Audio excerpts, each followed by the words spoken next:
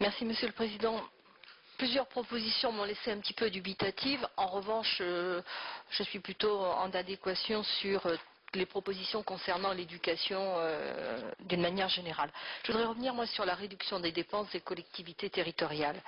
Vous préconisez la réduction de l'endettement des collectivités locales, en même temps que vous savez pertinemment que leur endettement repose sur de l'investissement et qu'elle représente 70% des dépenses d'investissement en France. Alors, n'y a-t-il pas contradiction entre une relance de la croissance et la réduction de l'investissement public?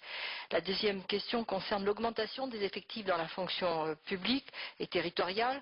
Vous savez qu'elle résulte en grande partie des transferts de compétences. Pour la région Aquitaine, on est passé en quelques mois de 600 agents à 2000 agents, ne serait-ce que pour les TOS.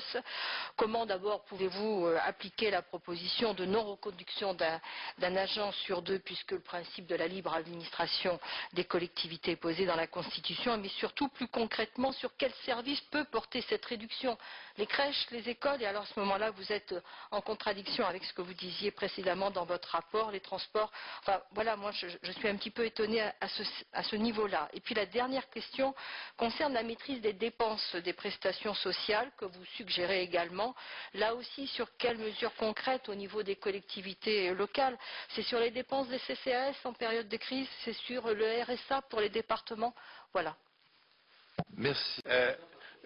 En effet, il y a une sacro-sainte interdiction, limite par la constitution de l'indépendance des collectivités territoriales, seulement c'est le même argent.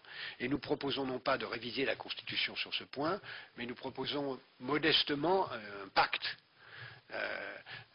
qui est la meilleure, une façon modérée de dire qu'il faut que les collectivités locales comprennent qu'elles font partie de la collectivité nationale et qu'on ne peut pas avoir une hausse de leurs dépenses qui continue au moment où tout le monde baisse, surtout quand on n'est pas capable de créer les conditions d'une réduction du nombre de niveaux des collectivités locales et d'une spécialisation des compétences.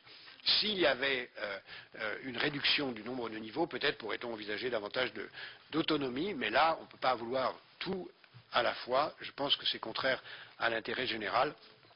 Et ce qui est donné aux collectivités locales, évidemment, est prioritaire. Bien sûr, évidemment, les crèches, etc., c'est une limite.